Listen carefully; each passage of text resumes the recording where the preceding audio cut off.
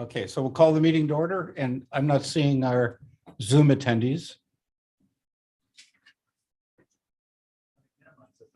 There we go. All right, so we just called the meeting to order. We do not have minutes. Is that true, Max? Okay, so we're going to defer the minutes to our next meeting. And then we'll hopefully have two sets to approve. So that takes us to a chairman's report. I'm happy to announce that we have a new member for the EDC, Sonia Sleeper. And Sonia's here, and I'm going to ask her to give us a little background and what her interests are and what she can bring to the EDC. Oh, I don't know. I can't think of. I've got a diverse background. My father was Air Force. We've lived all over the world and all over the country. After he retired, he kind of sent us off to school, and I got a degree in political science, and then I went back to school to get a degree in fine arts. So that kind of a thing. So neither one is very functional for getting a job, but I ended up to becoming a program manager in a chemical company doing for internships, which was students coming into state for 6 months to a 1 year. And these were master's and PhD candidate students. Plus it's part of but this was for international students to come to America. So I was doing interviews and how to get them into the country, getting them sponsors, housing them, getting them this and that, and then making sure the laws were met, meeting with business managers to meet their needs. That was my big job. After that, I was managing a small land survey firm down in Georgia. Let's see, for about 5 years, and then the housing bust hit. And then I ended up moving back up here to Maine to take care of my mother. We're families from South Thomaston and Rockland. Sleepers have been here since 1620. So basically, Hampton first deed, 1640.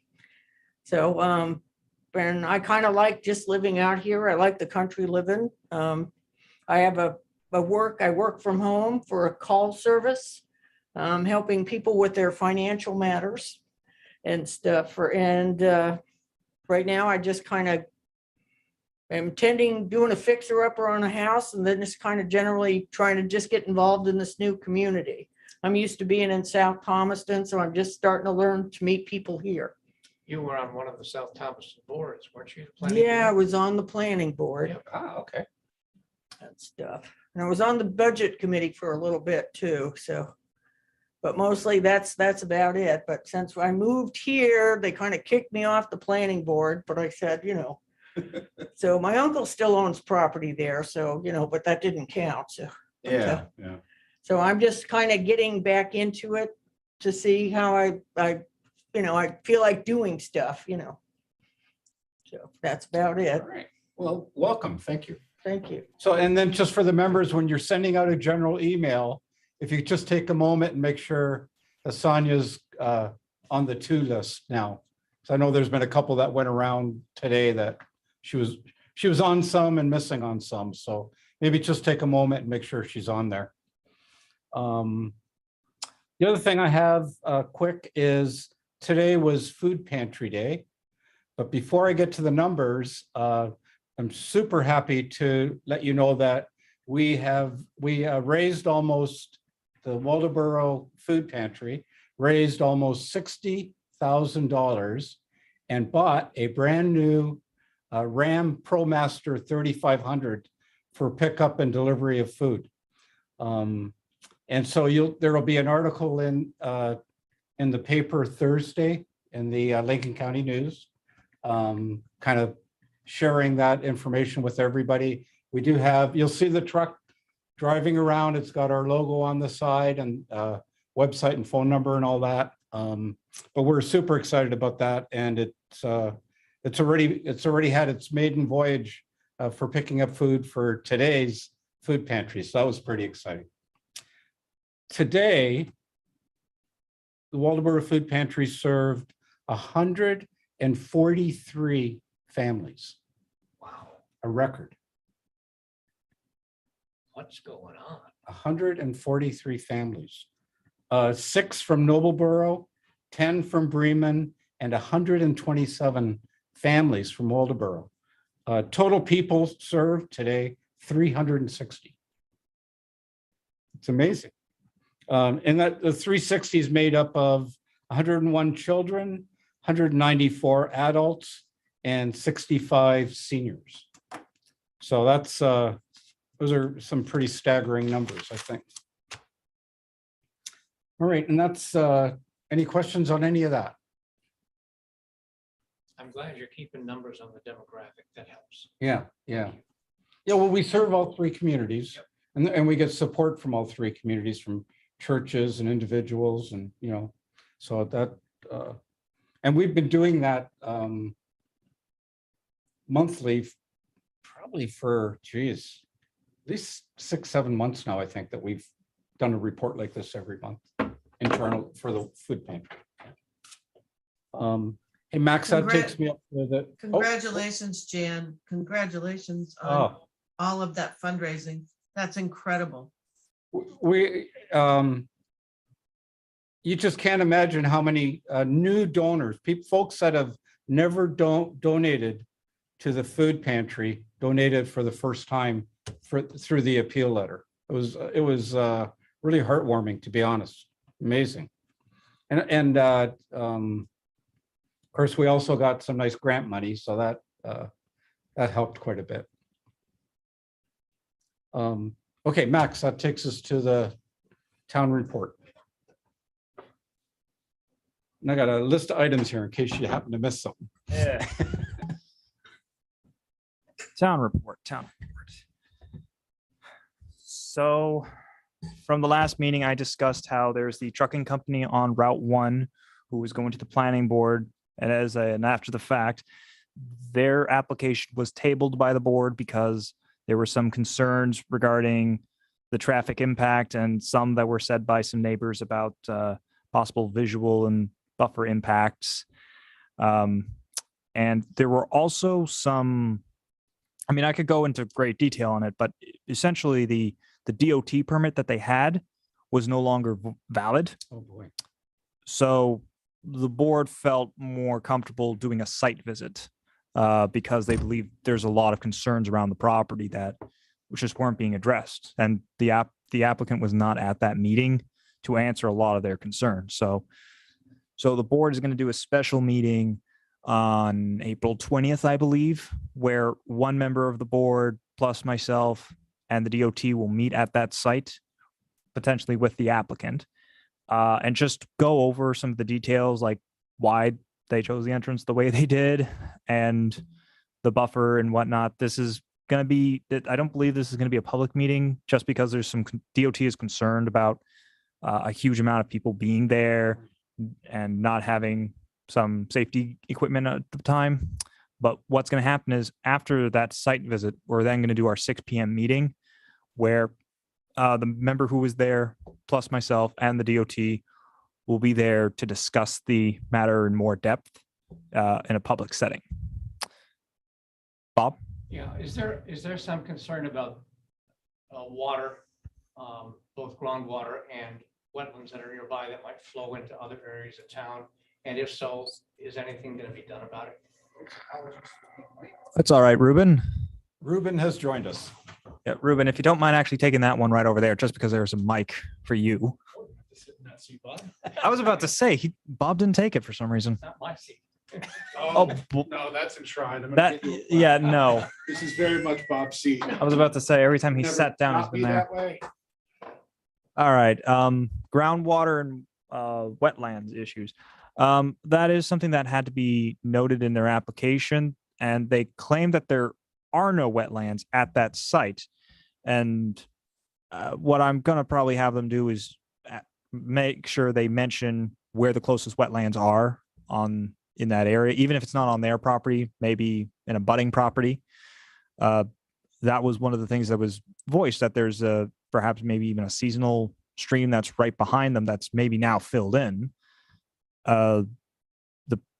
Chuck Campbell, who's working on the application, argues that there is no wetland like that there. And it might be possible that because of all the work they've already done, it just might not be there anymore. And I notified the state on this, the state DEP on it, and to see if it triggers a potential stormwater rule permit by rule, which is when you disturb an acre of land. Not necessarily there's a development on 1 acre of land, but you've cut down trees, you've done a lot of work in 1 acre. And so far, I haven't heard anything back on that matter. But that is an ongoing item. Max, Yes, George. at the last meeting, there was a pretty substantial fine being levied against him every day. Yep. Do they have a way to accommodate that, or is that just a nightmare that hasn't been figured out yet? They claim, according to the Lincoln County News article that came out after that meeting, they claim that they don't have any fines or anything against them, which I have several emails to say otherwise. I wonder if that's affecting his attendance. He believes he doesn't have any fines or penalties against him right now, and that he doesn't have to pay and that he claims someone told him he doesn't have to pay after the fact, which again, I don't know where he gets that impression, but Okay. he's going to have to pay that fine when it comes time. And I'm Just going to have to, one- and I'm going to probably go to the select board April 26th to discuss this matter. And I'm not doing it April 12th because one, we're doing the site visit on April 20th. And the second is being that the select board's probably going to have a big enough agenda as is on the 12th. So you're welcome, Bob. These are state fines, right? You're talking about, or local? I'm only talking local. Only local. Yep. The $100 a day fine ever since arguably January of last year, plus the after the fact fees that are going to be applied to their planning board permit and their building permit. That's all local. But this, Folks claim they didn't know about the fine. they claim that someone waived it for them, but I've asked them to show it in writing and I've never heard it. I've never seen anything like that. And I believe according to some of the state DOT documents that they got, DOT was also going to fine them $100 a day back in November of 2020. I don't know if DOT's ever done that, but I'm going to leave that for later. So I'm going to come to the select board and talk about that. So I think probably the details don't belong in this meeting. Hmm. So maybe, 10,000 foot, I think that's. probably- Right.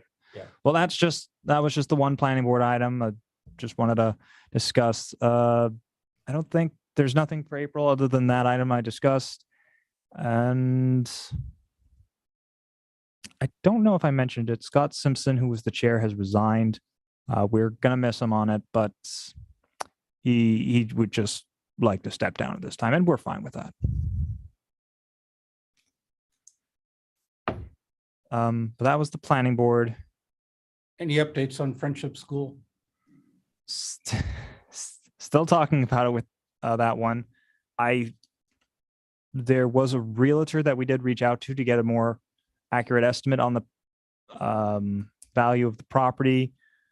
That is going to be discussed with the select board maybe on April 12th. I'm not too sure about that, but that was something that was being prepared a while ago, and we're going to see if that's potentially something that can be incorporated in the current deal. And if not, then it might just be something for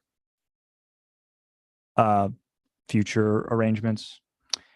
But despite what some people believe, no firm commitment's been made yet. No agreement's been made. We still have the one offer from Ron Phillips with Bob as one of the, what was the title? Partner or Co-develop. co-developer? And I'm recused, so I'm not gonna even talk about it. Fair enough. Darn. And and at the last select board meeting, there was an individual, Bill Moody, who wanted to put his proposal in, but Julie and I have been clear with him that we've had the offer with Ron and we Right. want to be respectful with that one. Yep. And he could certainly get something put together, but we have to, we're showing respect to someone who did send something in within the RFP period. Which you have to. Right. That's- Yeah. Okay. You want to talk about Ted's parking lot? Worcester parking lot. Yeah. So we got so I actually noticed that Worcester parking lot was on Main Real Estate before you sent me that email, Okay. because I always like to just see what houses are available for sale in case I might be able to snag it. So my own personal reasons. Okay. We have reached out to the realtor and Dolly, Betsy's sister. This was before you sent the email. Yep. Expressing interest, how we've been working towards this, how we will have something ready by the June warrant to purchase it if she's willing to wait. And there's just been some hesitation.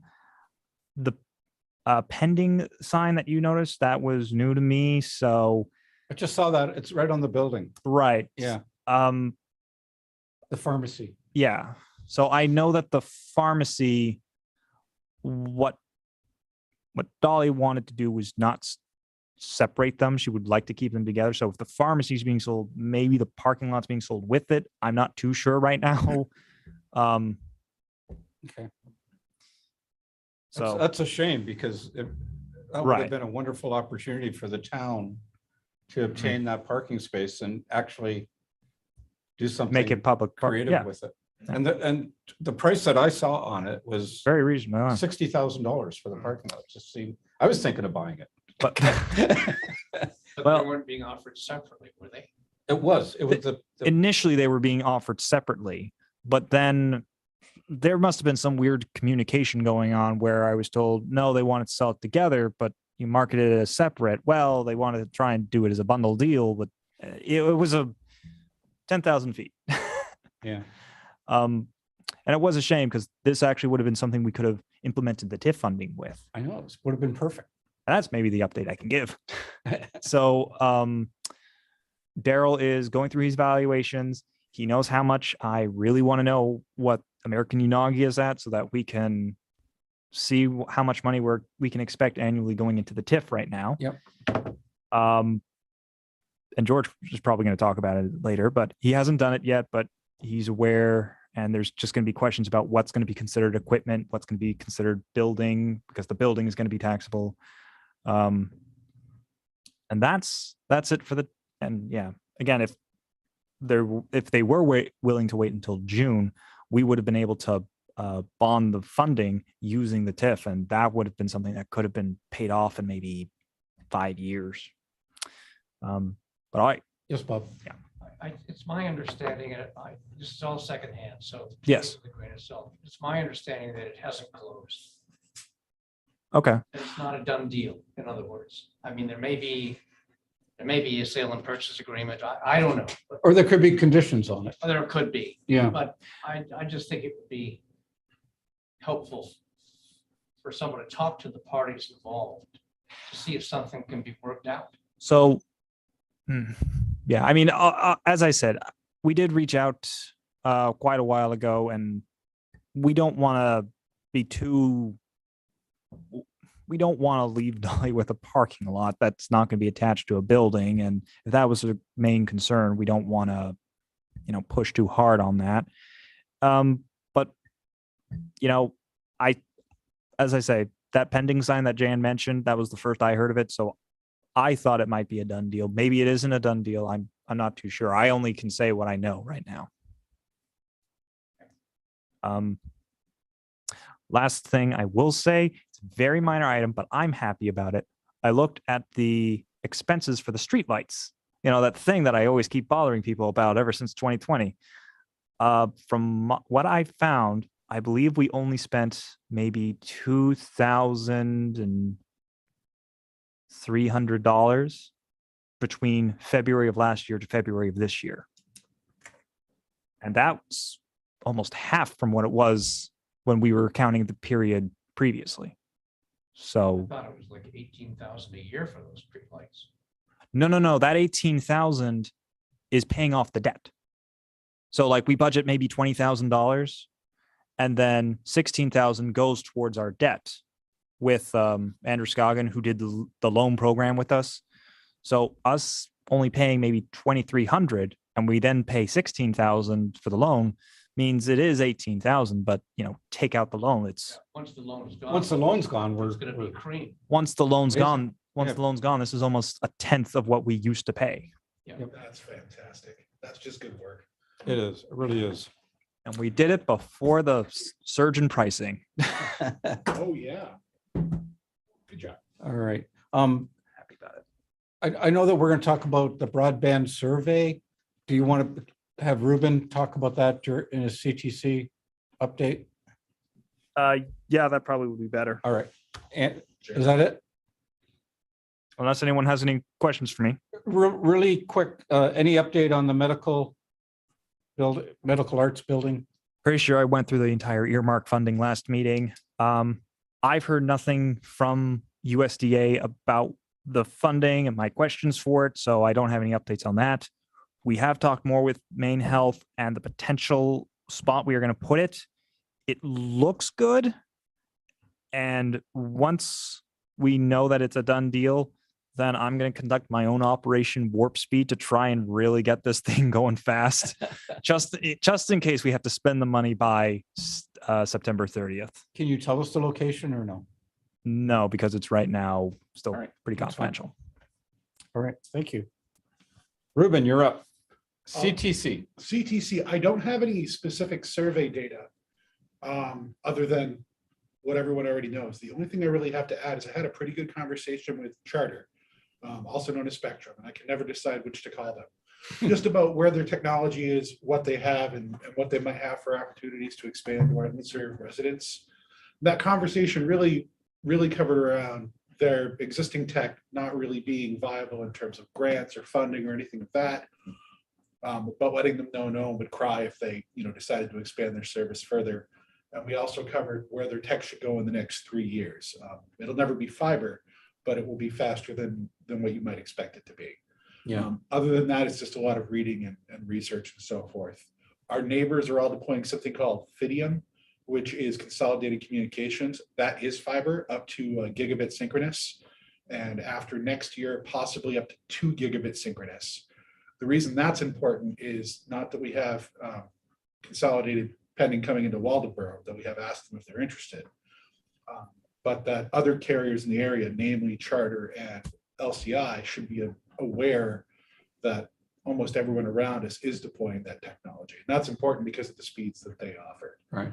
LCI is a great little company, but they're only doing 50 by 10 and 100 by 20 with tech that could catch up to consolidated. So we very nicely let them know, hey, this looks a little silly when we compare you to your neighbor. In terms of being competitive, that's going to matter. Can you talk a little bit about the survey and what's it called? Monkey survey or? Survey Monkey. Survey Monkey, yeah. So, I mean, that's just a link we would send out. People can fill that out on the internet, though the folks that are going to be sort of the least served will still want to do something manually on paper. Yes. So Max sent that out to the members and I did A actually, review. Yeah. I did read it over. And my only comment to you would be, and this is kind of a personal thing for me, but our decision not to go with fiber, so we're right on Main Street, Right. was financial. And you don't have any questions in there or anything to say, hey, if we bring in fiber and it's X dollars, would you sign up? I guess the reason for that is because we can't control the pricing. Right, but pricing is going to be the determinant is the problem. So or the challenge. here's what while we can't control it, here's the benefit. If you bring fiber into an area where Charter exists, both prices will be lower because they're competing. That being said, we can't mandate that. That's just what happens. So if you look at any area historically where that's happened, let's say Charter has their baseline $75 plan. Yeah. That usually comes down to 30 or 40 for regular people for at least a couple of years because they're trying to compete. Along those same lines, when you bring in someone like Fidium, they're doing the same thing where they have their initial pricing that comes in a lot lower. That's also not guaranteed forever. All of those places do a sort of entry level, get people going for 1 or 2 years, and then your pricing is going to go up. If you look at any investor owned company, the target for broadband is $100 a month. That's where they want it to be. The only way to not do that is to do something like a municipal or a locally owned broadband utility. Waldenburg on its own, well, we have a few people that are for that. I don't think we have the density to maintain that. You can't do that with a 5,000 resident Yeah, yeah, town. You might be able to get away with it countywide, but even then, everyone around us, their density is not a whole lot different per mile. yeah, So when you talk about your investment, it's not just nailing the fiber to the pole. It's getting, the investment of the infrastructure, the management, the technical skills to keep that system up and running. You'd have Yeah. to stand up a business, and that takes, a good network engineer, that's anywhere from $50,000 to $100,000 a year. That's in the mid-level. That's not capping out. And that's not one person. You need, you need a tens, team. if not hundreds of people to keep that all running. Yeah. Or you have to pay someone to lease it out and run the network, which by the time you're doing that, if you look at someone like First Light, the speeds that are available to you aren't going to be competitive with what's in the Yeah. area. Yeah. Yes, sir. Yes, Bob. A comment. Couple.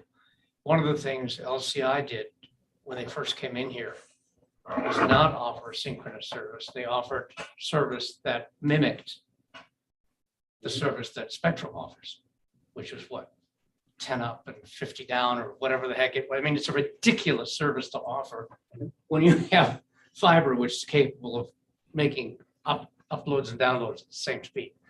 The second point, though, is that I think we're missing the point here. The point is that every other highly advanced country in the world is making fiber available to every single citizen at prices that are a fraction Of what we're, of what we pay in this country. Yeah. $10 a month for 100 synchronous or even higher in these other countries. And they're done. So many of them, South Korea's done. They've done, Japan practically done it. The UK is in the process of doing it, even in very remote rural areas. We're crazy here. It just, it harks back to the days of the telephone when you had to pay to get your own service, even if you lived in a rural area. like, you mean like for the wire and the poles and That's everything? right, that's right. Yeah, And I know you've said this so many times, Ruben, it is a utility and it ought to be handled that way. Yeah, And yeah. until we make the legislative changes, and maybe that's where our focus ought to be. I mean, I don't think you're wrong. I'm thrilled to hear to other people sort of echoing those points. So let me switch hats for a minute. Because what I'm trying to view it practically. I'm viewing it from a point of project management. What can we realistically get done? How can we get any kind of connectivity out? It would be maybe worth a second shot of wargaming. Okay, let's pretend there's nothing in Waldenburg. How do we get that out? What is the cost to do that? And those are our conversations Max and I have reached out to. That's part of what the survey is about. We want a price tag on getting that built out across the entire town. And that's really because we still want to get the folks that aren't connected some kind of broadband. And the only feasible way I see to do that is to build something that covers every single address and simply start construction out there.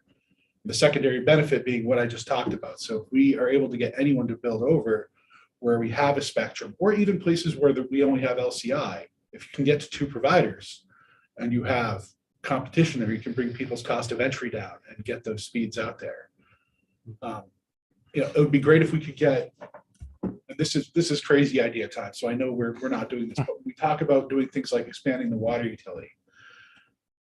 When you put stuff in the ground, you might have an opportunity in some areas to lay fiber along with that.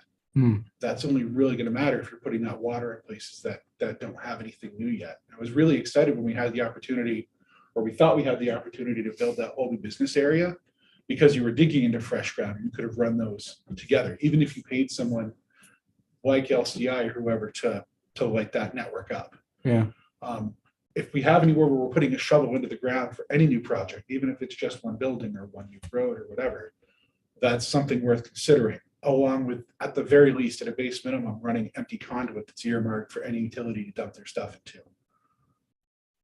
But it's how do we get there? Any of these things are going to involve spending it at some level. right.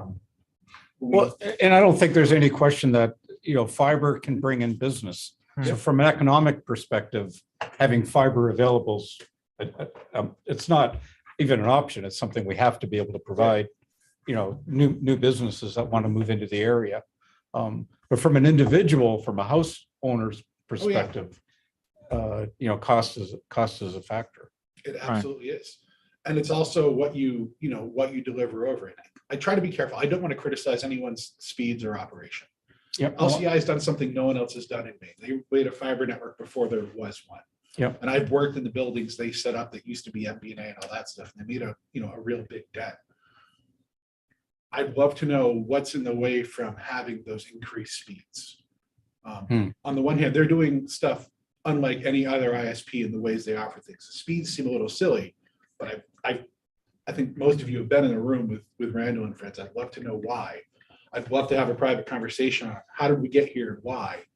What is the real barrier? I'm sure they have to pay costs too. LCI, Spectrum, everyone, they pay some other provider to get internet to them. You've got a link to somebody. I have no idea what those costs are. I don't know what they look like.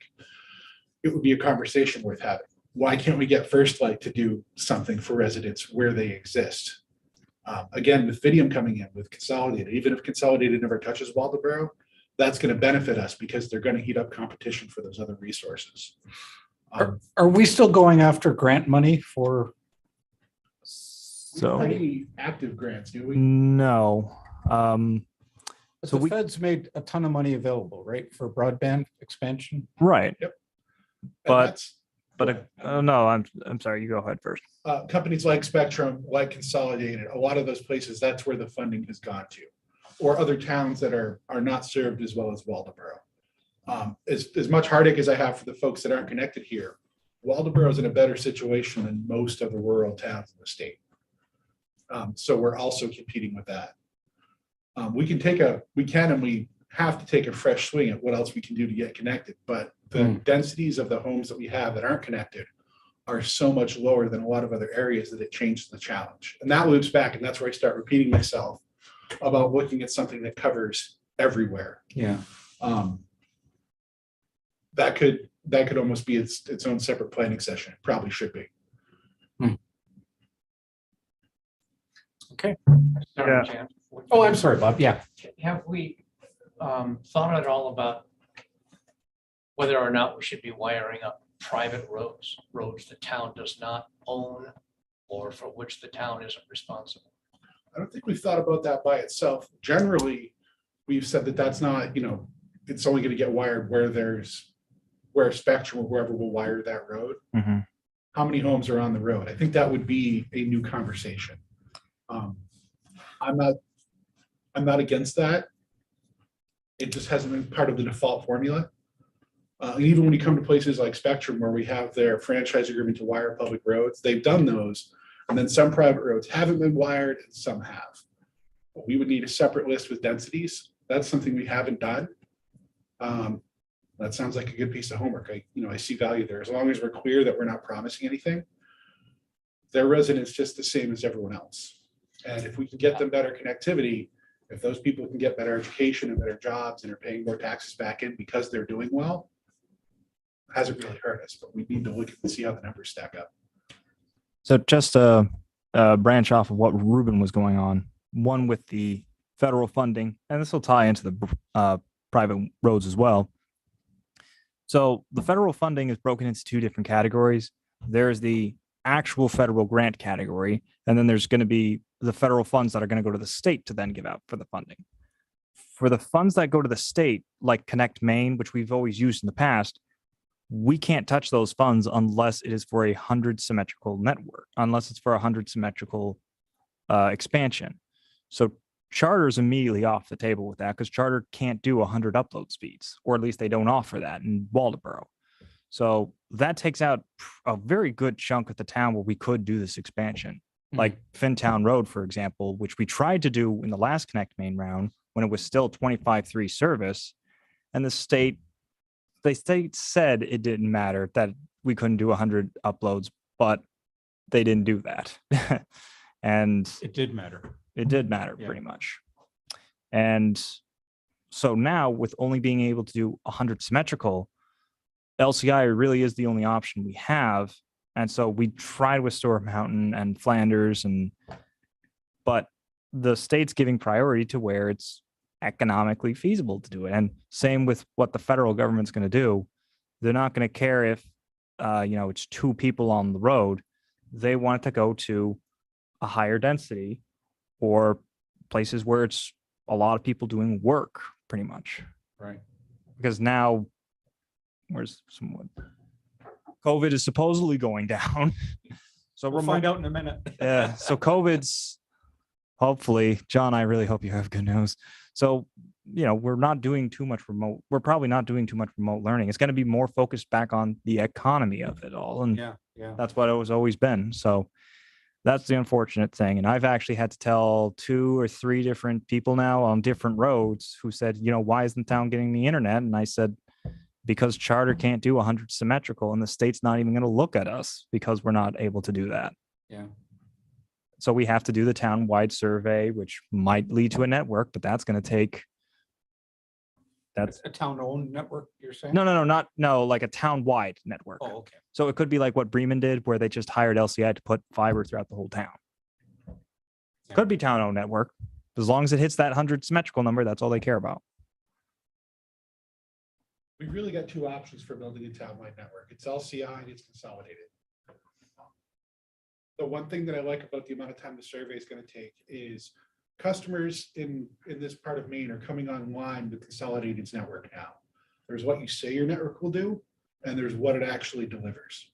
So we'll be coming towards a point in a few months where we'll have users that are starting to establish history and what their experience is really like.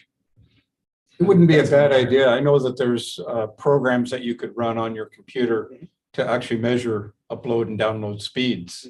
So I don't, a lot of people probably don't know that they could do that to actually measure what they're paying for and what they're getting.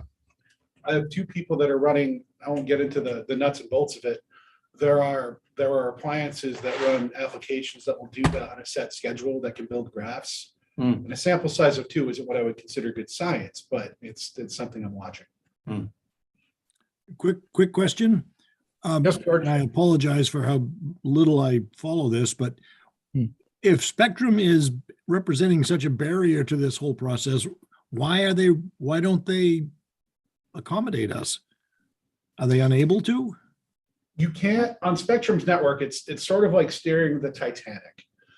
They can't just flip over that upload speed, say in one town or a couple of towns. They have to shift a whole lot around. In 2-3 years, what you're going to see is at least a gig synchronous over cable. The difference will be in latency, how long it takes from when you request information to how long it takes to get to you. But to do that, they have to reallocate a lot of sort of intangible resources, namely radio frequency and fiber density on their network. One of the things Belinda from Charter was able to tell me is if they went into a brand new area with nothing, they actually are running fiber. They're still deploying their existing internet products. So a fiber connection from Charter would still max out at about a gig down and 40 megs up. When they're done with their next couple of network upgrades, that will shift. You're going to see less bandwidth allocated for things like television channels, and you'll see a continued shift going over to data. Every time they do an upgrade like that, they have less and less coax and more fiber. Though you're going to see coax as their last mile, which is when they go from the magic box and the pole to a series of homes. That'll still be there for a bit. But in Maine, that's likely years away. They just finished their last update, So they're But- not just arbitrarily being difficult. There's a real titanic barrier here. There is and it's easy. They've Spectrum's a multi-billion-dollar company. They're very good at talking to people. On the flip side, they did answer the phone when we asked, and once we sort of figured out how to communicate, we were able to get the project done with them. They're not being slow for the sake of being slow in terms of reaction time. It's when they make a change, they don't make a change in a town. They make a change 1 or 2 states at a time. Yeah. Okay. And they're real good at bundling. Oh, well, you have to be, it's, these places aren't charities. And I'm sure it's it's a different story, but when I talk about the speeds that are available from our neighbors up the road at LCI, there's got to be a financial reason to offer those certain speeds. Otherwise, if you're spending more than you're making, how are you going to stay in business, especially basically a family-owned business like that? Yeah. The other item I'll just note, and I see it's 7:45, so I'm not going to dwell on it too long. We are still trying to get expansion where we can. I've been trying to get Charter to work on an expansion to finish off Goshen Road and possibly within the franchise agreement density requirements. So I'm trying to see if we can get that achieved and how we can probably get that gap addressed. But did you have anything else for CTC? Only that, I know Melinda said she'd love to reach out and talk to you. I also know she's incredibly busy. If you want to send I'll send her an email then. Yeah, that's all I'm after. Unless anyone has any other, internet things to ask about, that's everything I've got. Any questions on the survey? You mentioned the cost was one of the things you wanted to include. I think if you're looking from a perspective of getting fiber, having fiber available to everyone in town, is that a good idea or not? I think the survey is perfect. I think if the survey's intent is to say, hey, if we bring fiber in, are you going to sign up? Then I think you got to add some questions that aren't there right now. Okay. That's my perspective. But it's purely it's financial. And I know even when I think when LCI was offering fiber, there was questions of, The expense. could they offer, what do they call it? Like TV over fiber? Whatever, I don't know what that's called, but anyway, and they didn't want to offer that at the time, or they were, so it becomes so if you say, as an individual, if you say, okay, I really want fiber internet, so I'm going to pay for that, but I still need, I still need a phone in my house, and I still need my TV, and I still need these other services. And all of a sudden my bill goes from $100 a month to $200 a month. Is it worth it to me? And so I Maybe think add a question about bundling. it's a question, it's a financial question. It's a combination of the cost for the fiber and the cost of comparing that to what you're getting as a bundle from I was going to say Time Warner, but Spectrum. We've been through a couple companies at this time. So Maybe a multiple choice. What do you think is a reasonable communications bill? Have some prices.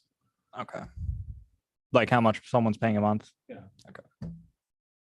It'll be interesting if people say $30 is reasonable, and it's going to be 100 I mean, plus. And I'm thinking of what the community center got for responses when we asked, what loan would you be willing to do for a community center, and everyone just picked a majority of people just picked the cheapest answer, which was $2 million. yeah, Even though there was 4 and 6. I can't help but feel that's pretty much what we're going to get for the survey. if you give options, they're going to pick the lowest one. they're going to pick the lowest one, unless we scatter it all over. Are you going to I pay would say, 50 and 10? Even a question that says, would you be willing to pay a premium for fiber internet? I don't think people will understand the question. Yeah. And that's part of what we were trying to do, is make that survey sort of as short as possible, in line along with what we could actually control. But nothing you said is incorrect. It's just how do we communicate that? Well, Make maybe, that information let me available? ask you the question differently. If you succeed and get fiber throughout to every resident in Waldenburg, not to their house, to the pole in front of their house, so that if they decide they want it, they can take it or not. Is that a success in your view? It is. So then we don't need, then the financial question isn't really relevant. Right. I think the main reason we wanted to do the survey was so we can justify going to the select board or whoever and say, there's a lot of people who just want to see if we can upgrade this network. And then that's when we can get our planning grant together. And then once we get the planning grants together and we can get a breakdown of, how much it will cost, then we can ask the residents, this is how much it's going to cost, plus the monthly bill. Are you good with that before we then go to the voters for the actual bond? If my breakdown makes sense. But Jen has raised her hand. Oh, I'm sorry, Jen. Jen, go ahead. No, no worries, no worries. So what if we asked people, what is your monthly cost for internet? And what is your monthly cost for cable TV and phone or whatever? And instead of asking for a specific number, if you wanted something that you could make Maybe like a range. like a range, something like that. Is it so bundles start at about 45 for internet and 45 for cable, but you have to get both of them at the same time at Spectrum. That's the premium. That's the one that's the pull-in. They pull you in with that. But Okay. I, for example, no longer have cable at all. Mhm. Because over time, my combined cable, which was basic cable, nothing, I didn't have an add-on, and my internet went all the way up to $180 a month. And I said, this is stupid. So that range should encompass up to $200. And you should ask them to maybe give the information without the add-ons, the extra expensive channels or something. Right. It's going to always complicate the situation when there's phone, cable, and internet that Mhm. I pay for all three of together. And I'm not sure how you break them apart, or I'm not sure how that works out. Well, They're if you're broken asking, apart- I'm sorry. go ahead, Jen. They're broken apart on my bill. The question could just say, give your range price for how much it costs, and then we can have a little question following at. Was the amount you gave us for just internet, or was it a bundled package? And then they can just say, Yeah, Bob. Yeah. Why don't we just ask everybody in this meeting tonight Mhm. that question? What are you paying for internet? What are you paying for your phone? Do you have cable TV? And if you do, how much are you paying for it? And see what the response is. If we're willing to share the information, I have no problem. I'm good. all right. I mean, I pay like 110 for internet, and that has a phone bill technically attached to it, but it's a thing where it's like 3 cents for every minute you use, and I disconnect from the phone, so I don't use it. So No, you I don't gotta use find a your bill. phone is at what I don't you're use saying. No, because I got I this. gotta find a bill. I can tell you what I pay. Yeah, sure. I pay $99 for the internet. And I pay $28 for 2 phones, Mhm. and I don't subscribe to cable. Well, I get $14.95 for my internet that I work with. And I have to have high speeds for that because I'm uploading data and downloading it all the time. And I pay, because I don't have a cell signal or good data at my house. You're on Fintown Road, right? Yeah, so I pay for the telephone. I pay Right. for a landline.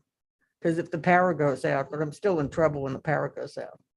Phone doesn't operate, so the cell doesn't, so I still have to drive down the road, but So what do you do for internet? DSL? I have just your You have base, DSL. I have just the Spectrum cable, their minimal offer thing. I thought I was gonna have to upgrade to their higher speed because when I first started working online, I was getting a lot of stoppages. Now I don't, it just comes through and that cable hasn't failed me yet. And you're using cable for internet, is that right? I have wireless, so I'm using cable Okay. for the internet, yeah, Okay. so, yeah. Yeah, it's hooked up, it's phone and internet, so, but I have a wireless router in the house, so I can use it anywhere in the house and outside. Can you And- decipher that, Ruben? I'd have to look at the box to Yeah. tell you. That Um, doesn't line up with the Spectrum offering. No. No, it's Anyone- there, it's out of their package, $14.95 for the internet, and then I'm paying like $75, but the whole bill's like $92. Oh, okay, that's Okay. their baseline 200 by 10 internet. okay, there you go. My phone and internet and cable are all bundled. I've had it a long time, and so whenever they talk about the great deals, they don't even, you can't get a great deal if you've already been signed up for 5 years. But I'm spending over $200 a month.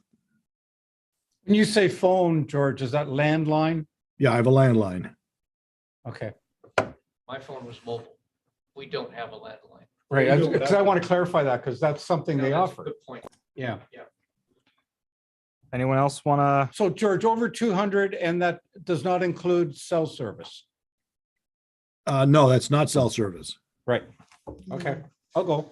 So we have Spectrum, Hmm. a landline phone, whatever their highest speed internet is. So they can give you, so we signed up for whatever Right. their highest speed is. And cable TV, $228.45 a month. And that, but because we're signed up for their internet, our 2 cell phones are $28 a month, $14 each. That's what we pay. John, Jen, Yeah, I can go now. I don't have cable. I have a streaming service that I have that's about $60 a month. And no landline, just a cell phone. And the internet access is I have I pay about $65 for a reasonable speed for my internet. I got my internet, I upgraded it because I was having trouble with buffering. And it's up to 55, it was a deal, I'm sure, because I was leaving from some of their services. I got $55 for the internet. I don't have any cable, I got rid of that. I have a couple of streaming services, and I have a phone from a different source. Technically a landline, it's not really a landline. And then I have a cell phone. So So So what is this? I pay $25 for the landline a month. All over the map. yeah, Yeah, So I would and then- ask this question, I'm I sorry, don't Joe, know go what ahead. people can afford. Say Did what? we pull, did we pull yeah, everybody? we pulled everyone. We did? Yeah, I would ask two questions. yeah. One, rather than asking all these separate questions about cable and cellular and internet, I would, if you wanted to ask everyone, I would ask what their combined communications bill is. And I would have one more multiple choice question, which is how many carriers do you use for all your services? So like I'm paying, my total bill is $215, but I have that split across Spectrum for my cellular and internet, and then $40 a month out of that are the streaming services I pay for, which people don't count when they think about it. Streaming service, like. Yeah. Like Hulu, Netflix. I pay for Amazon Prime, I pay for Hulu Plus, and I pay for Paramount Plus, and I pay for Disney Plus. So what if we ask the question as excluding the streaming services you pay for, exclude them? Right. What do you pay for your internet? And what do you pay for your phone? I'd say internet, phone, and TV. I think the question should just be to be simplified and to avoid it all. How much are you paying for the internet service, and is that part of a bundle deal? Okay. Like we give our ranges, like Jen suggested earlier, like 10, like even just under 100, over 100, over 200. Do you want And to dig down into the definition of bundled then and ask? well, I would just say, how much are you paying? Is it under 100, between 100 and 200, over 200? And then the second question is that internet by itself or internet with TV and phone or anything? And people just say, what? You could have boxes. Yeah, we What could. other services are included with this price? Maybe that's Internet, maybe cell that's the phone, question. Is that Landline. that price? Is that just internet? If not, check each box that it's applicable to, and then Yeah. it'd say just internet, internet with phone, internet with TV, internet with all three, internet with other. Because Spectrum, let's face it, Spectrum's entrenched. And people are bundled. Yep. And you're not going to be able to get an easy answer to what do they pay for internet? No, and there's a convenience thing. I've never been so happy as when Spectrum finally started sending me one bill for my cell and my internet. It's Just true. Give me Yeah. a number so I can keep using these magical rectangles. That's all I Yeah. want. I think that's true for a lot of folks. So what if we come up with the survey questions and then circulate the survey in this group to see how people respond to it and whether they feel comfortable answering it and whether they understand it or not, and understand what information is being asked for. Yep, and I think it was sent out, and we just needed to see if any other questions. So it will be resent with those two questions. How much are you paying for internet? And I'll give those three ranges because I feel under 100, 100 to 200, and over 200 is probably the best we're gonna get. Everyone here was 200-ish, it sounds like, for that. for I the was most one. part. I was 110, but I think some people were like 60 or 70 or so, We're 127, 127. but we don't do cable. But We that's just stream. right. Yep. But my point is, we ask the price, and then we ask, is the price just internet, or is it internet with, and then we give the options. I I think that's fine.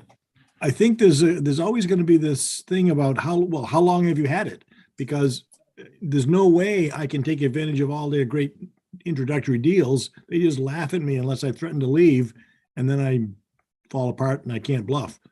But By the way, George, they have a special group that when you do parental leave, they're called the retention group. yeah, So And that's how I got what I actually wanted, was I got higher speed internet at a lower price. And I got rid of, when they understood I'm streaming, I don't do anything else. I got rid of the cable and so forth. So you might try it, because the retention group now is the only place that has the right to make deals. I used to go to the local office and they could make you deals. They no longer can make you deals. Bob Butler can tell you what a tough negotiator I am. So I'm not sure this is going to work. so with it being 8 o'clock, and I feel we couple kind of more need to items. move on to this. So I'll add those 2 questions to the survey and we can discuss it further. I Sonia? just want, just as a layman in this, and I've always heard this talk about broadband, and I just don't see the point of it. I really don't. What more? I mean, this is a rural state. We don't have any millions of people pulling onto one system, and what would you be using it for at a super high speed? You know, that's what I don't understand. I can give you an You example. might have to explain that to people. Okay, I mean, so for my part, when I'm not here, I work as the endpoint architect for Maine Health. I'm responsible for designing, configuring, and testing every piece of computer hardware we put in front of every end user for all 25,000 employees. I live in Waldenburg because it's beautiful here. Mhm. At the time in 2012, we got a pretty good deal on the house. I'm on the fastest connection Charter offers at 940 down by 40 megs up. And I redline that upload on a daily basis, just doing that basic work. I can think of at least 400 different employees that do tech support for the hospital, working from home, that have that same problem. That's becoming more and more common on all of those sort of mid-tier jobs. The folks that are working, the folks that are just getting into their careers, are going to be deciding where to buy homes and how to pay for them, are going to have that exact same challenge.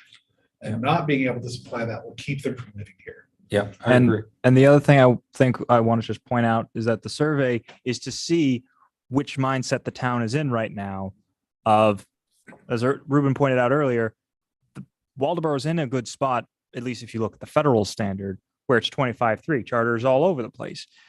There are some people who would say, let's think of the main system of 100 symmetrical, and some may believe we do need to make this upgrade. And that's what the survey is supposed to do. See where the town's mindset is. Is it 25.3 is good enough? Or is it, let's go for 100 symmetrical because it's future proofing? Bob? Sorry, there's one other thing to point out, and that is if you're using wireless for your internet, which a lot of people do, they use their phone. That is connected to fiber or to cable. You can't have wireless without fiber or cable. It won't work. You're right. It's a tertiary benefit. You can't got a- to have that. So the best wireless you're going to have is to be connected to fiber.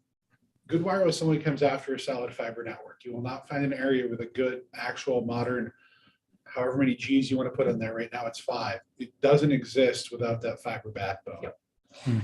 All right. I'm sorry, Jan, that All this right. went on too long. Okay, hey, Jen, we're gonna go to you next on the LCRPC report. Okay, I shared with you guys the document because it occurred to me that perhaps you had not had a chance to see that. And I wanted everybody to see what the 5-year strategic plan was for Lincoln County Regional Planning Commission. Is a combination of economic development growth services as well as county planning services. So there's a lot of different, they serve a lot of different purposes. But I thought it would be good if you guys had this, then you could read through it and perhaps understand some of the goals of the organization for our new member. The Lincoln County Regional Planning Commission is made up of 2 representatives from every town in the county and our planners and economic development people in the county. And so, for example, the first priority is housing. And one of the plans in here is this year to have a study done in the county, of the counties, of each municipality in the county. And what the housing, what's happened to housing, what the cost is and so forth, so that the biggest concern is that housing has become unaffordable to a lot of different stratas of our population, young families, older people, and I don't know, maybe others now, because it's gotten kind of crazy. But anyway, so the county is, or at least LCRPC is going to focus on that, and the data will be shared with everybody, with all the towns in the county. But if you go through here, you can see, take some time, look through it. If we have goals as a town, then perhaps there's other towns who also have some of those same goals, and/or the county has some of those same goals. So it's always good to know what everybody's doing and what they're focusing on.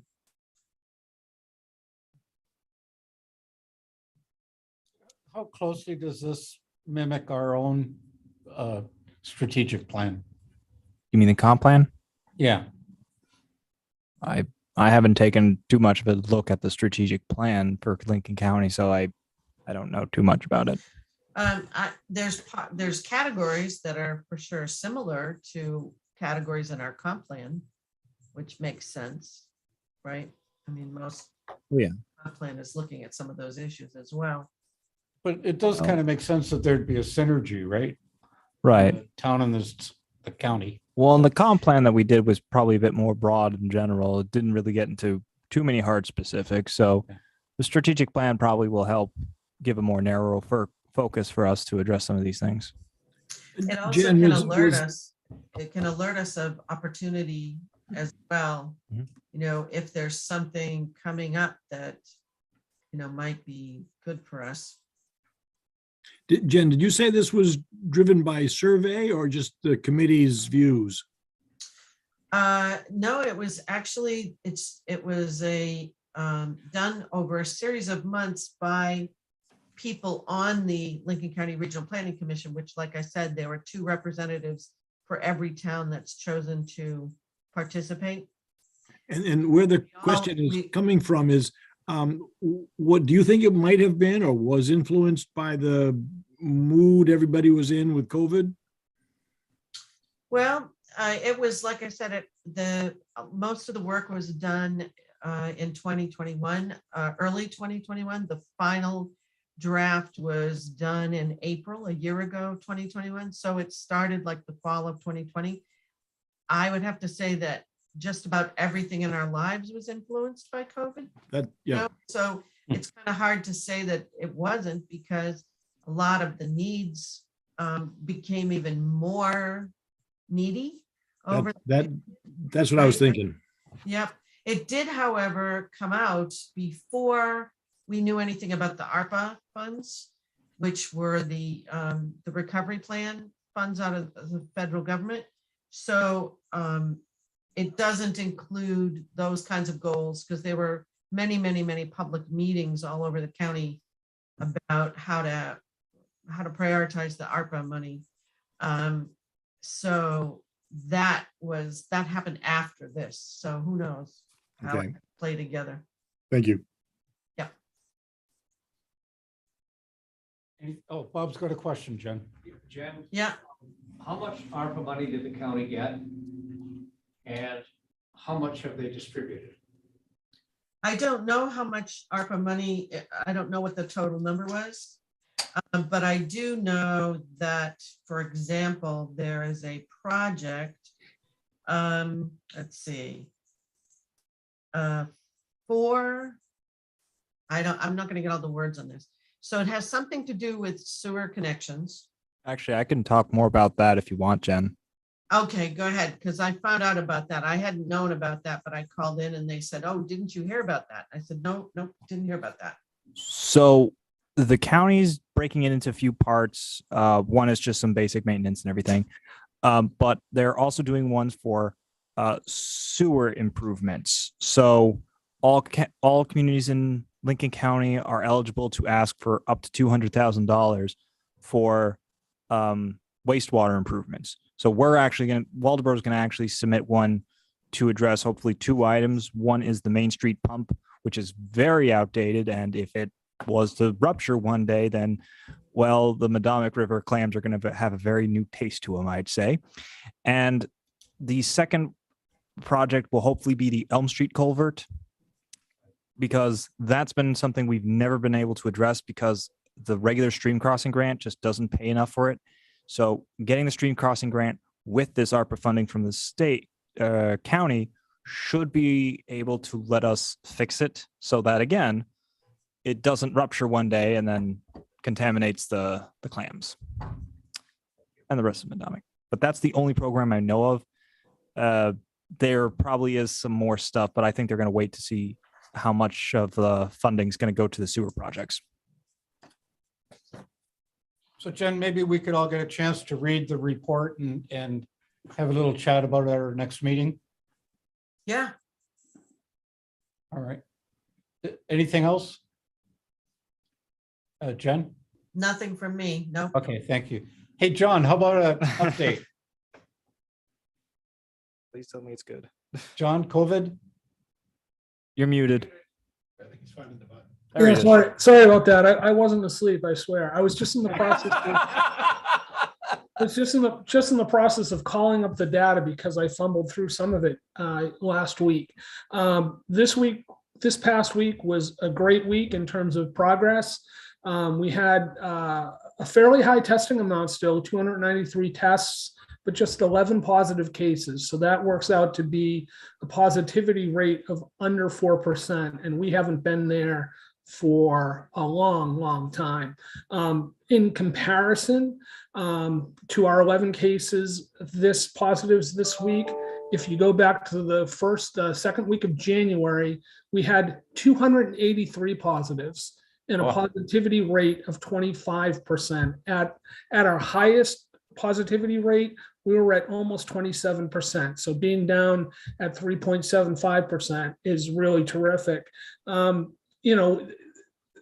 the good news. The bad news, if you will, or the news that we have to pay attention to is we're off to a pretty strong start in positivity this week.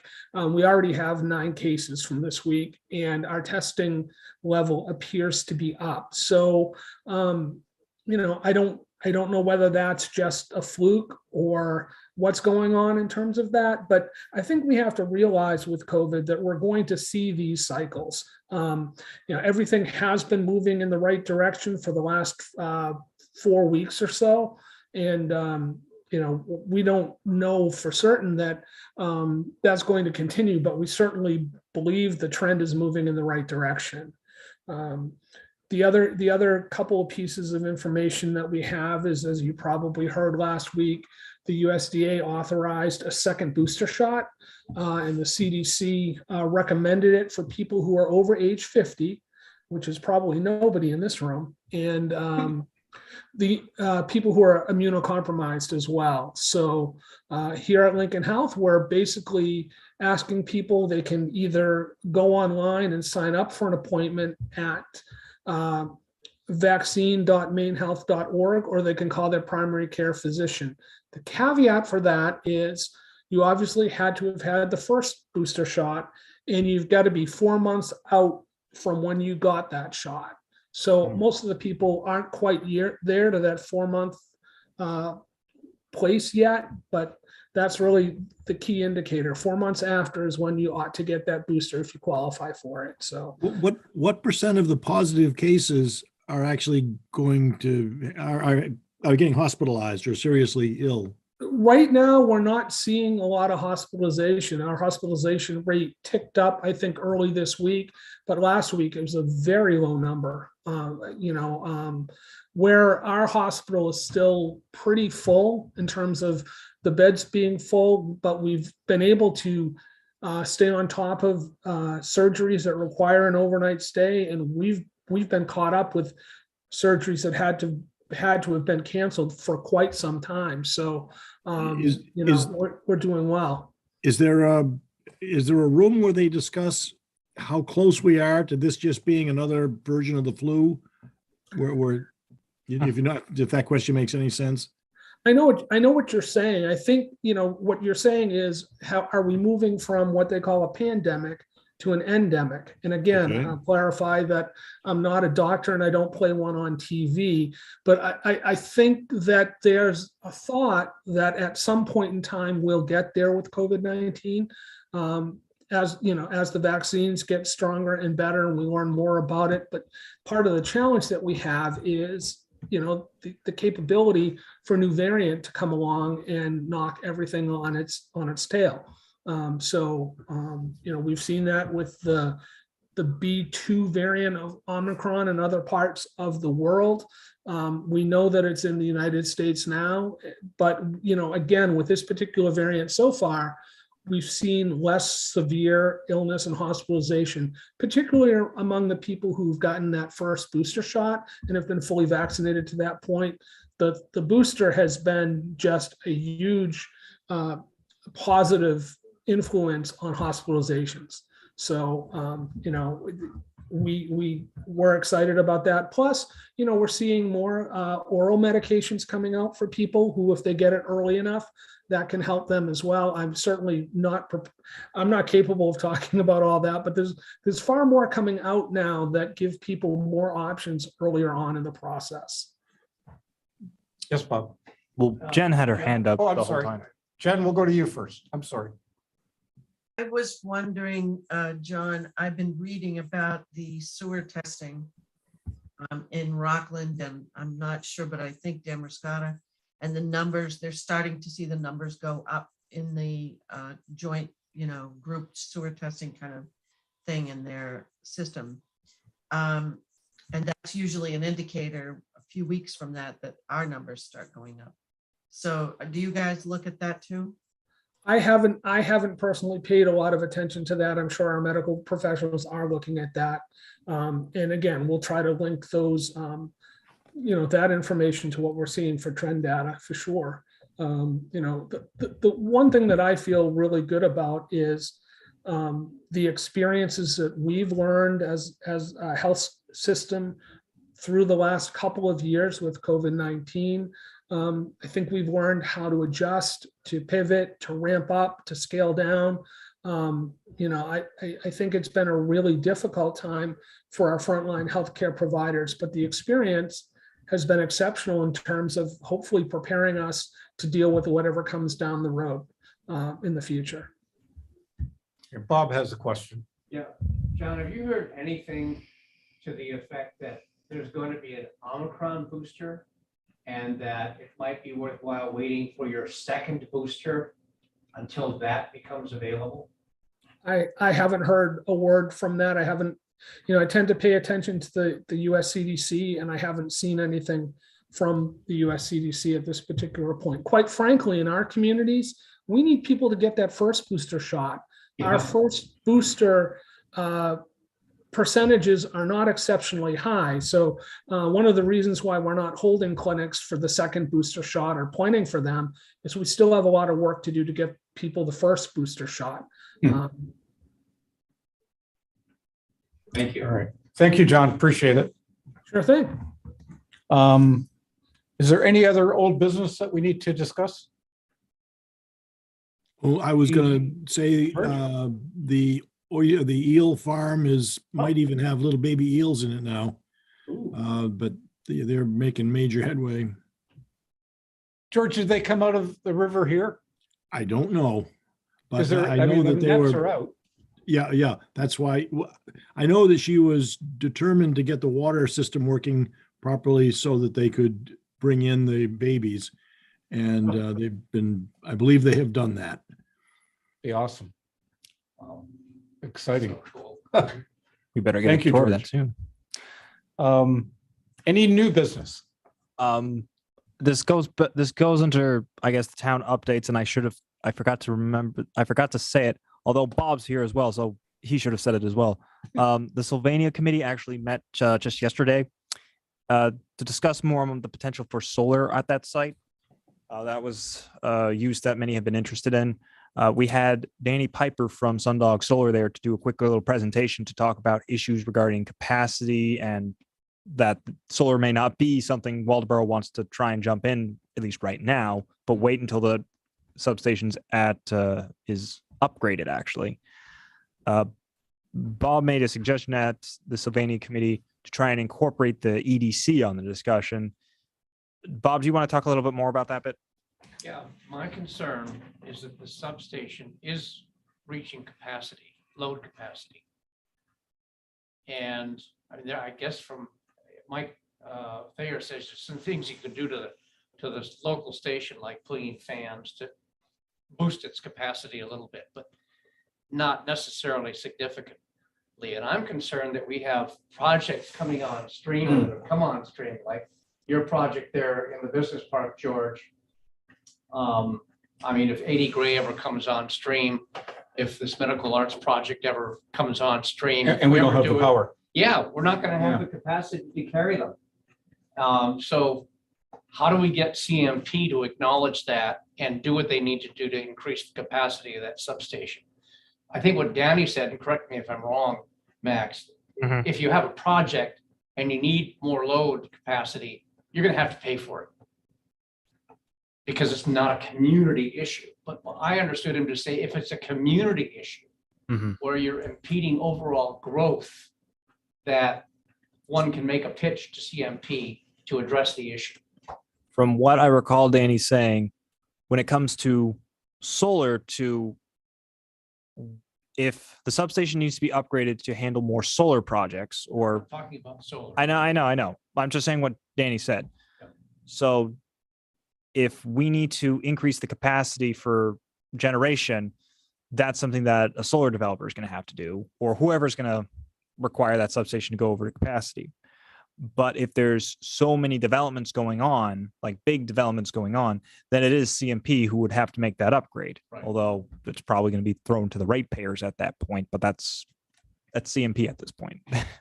So I guess my point is, do we need to think about making the case to CMP to upgrade that substation for community reasons that have nothing to do with solar? If they're saying putting us what's a relatively small solar farm on the Sylvania site is going to overload the substation, that's an issue. That's the concern. That's a concern. Well, I think it wasn't even just Sylvania. I think Danny was saying he's trying to do something in Bremen, and they can't do it in Bremen because That's right. And it was like a 30 kilowatt array that they couldn't. They couldn't add it. Yeah. no. Yeah. I mean, they're standing in the way, and I'd forget about the solar. I mean, I love solar. I'm all for it, but I'm more concerned about other things going on in town, like what George has going on in the business park. And other things that we'd like to do that all of a sudden we can't do because the power isn't there. So the challenge usually is with a substation, needs a new transformer, which is not a cheap Yep. or quick Yep. fix. That's what Danny And said. then potentially upgrading lines. So it's you got to plan for it. So I think you're right. Now's the time to start talking about it. So And what can we do? I guess I'm talking to CMP. yeah, I think you have to first go to CMP and see what would it take to upgrade our substation. Say we're at the hairy edge where we need to do some work, or we're going to be in trouble. We can't support new industry coming into town. We can't support new solar arrays coming online. We need a bigger substation. I'm sure they would be more responsive to something that wasn't about solar arrays, but might be about, attracting new business or building our medical, facility or whatever. Never even thought about that. Medical center, Yeah, no, I mean, it's all related. it's all related. And we've got Big one. this committee, we've got the Sylvania Development Committee, and we have our electric utility committee. What electric Or am committee? I thinking of something else? No, I'm thinking of the water committee. Sorry. Water committee. I'm sorry. Wrong. I was about to say, I was hoping we had it. creating so many committees at one time. So it's these two committees that I think need to advocate for it. Maybe raise the prices. Does anyone have any thoughts? It sounds like a good time. I want to yell solar at somebody. Let's do that. I think it's a good idea because I agree. I think it's an obstacle that we can't afford to ignore. I mean, you would think that CMP would keep an eye on things like that.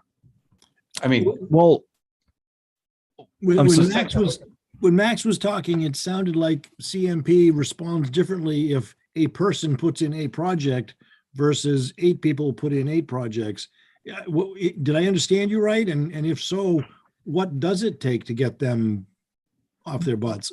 I think that's a conversation I just have to have with CMP because I don't know what their capacity limit is right now. I mean, they certainly can't take more solar projects, but in terms of needing the power in Waldenburg or whoever is going to be on the substation, maybe I would assume they would know, at least American Unagi, but maybe it is being told that there's a medical arts building or a community center coming in at one time that might be the straw that breaks the camel's back, or maybe there's something else going on that they need to see, what numbers they're at. Because maybe they have a very comfortable gap at this point where they're like, well, we don't have to worry about Waldenburg until this amount of power is generated.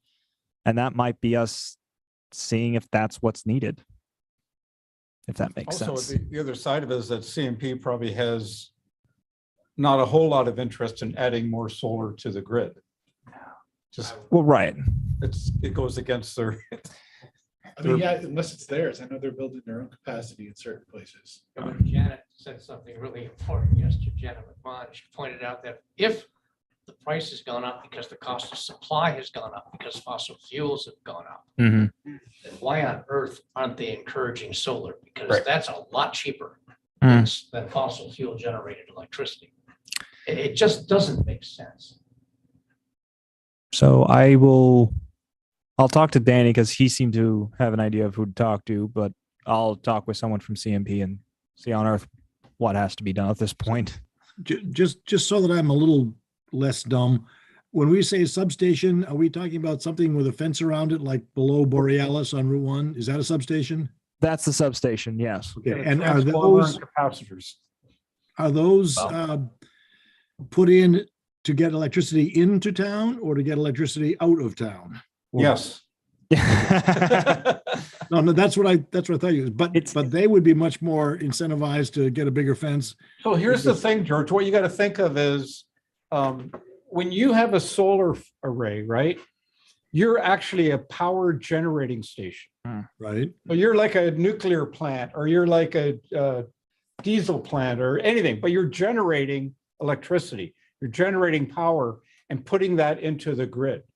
And so, typically in a very, very large wind farm or solar array, it would actually have its own substation. And would feed from that substation into the grid. And the grid's connected the grid's grid. It's Sonia has here to there. Sonia has her hand up. Yes. Yeah, Yes. there's one thing I wanted to, but no one seems to, well, I found out there's this YouTube channel called Practical Engineering, and he talks about all these different engineering things. So if you want to learn about how electricity is transmitted, but he did bring out one thing about solar and wind energy because they have power surges and laxes. Right. It's like, it's the capacity of producing, and it creates greater wear and tear on the equipment. The technology is not there to keep them from, it is at a high level that they wear these capacitors out. But if you wanted to read up on it, but I don't know, what they're doing about it, but he points out that's one of the drawbacks, especially with wind power and stuff. You cost a lot more in maintaining the equipment because the electrical grid is not designed for ebbs and flows. So I don't know if any new development and technology has been worked on to try and create like another buffer where it feeds it through to, but I'm not an electrical engineer, but it's something you think about because there's increased operating costs, and that might be why CMP Because, and it can cause breakdowns in the system. Right, Brought so up a the, really interesting point. Capacitor and battery tech that's where the big demand is right now. And Yeah. That's the big challenge in material science and stuff, right? And so John with- had to get going. John had to just leave. So, but I mean, it's fine. So, all right, well, we could go on all night talking about. We could. That's what I used to do, so. But what no, we're talking and I think the wear and tear is why maybe CMP may have a gap in their It's not wear and substation. tear, really, it's that they have to add capacitance to the grid. All I'm saying, yeah, I think when they did this whole thing, they didn't anticipate us doing all this technology that's now available. And so it's a bit outdated and maybe there's a gap because I think Danny explained there was like the load and what can actually be generated and whatnot. And there was a pretty, I think, sizable gap between that. And that's I'd why like to have been part of that.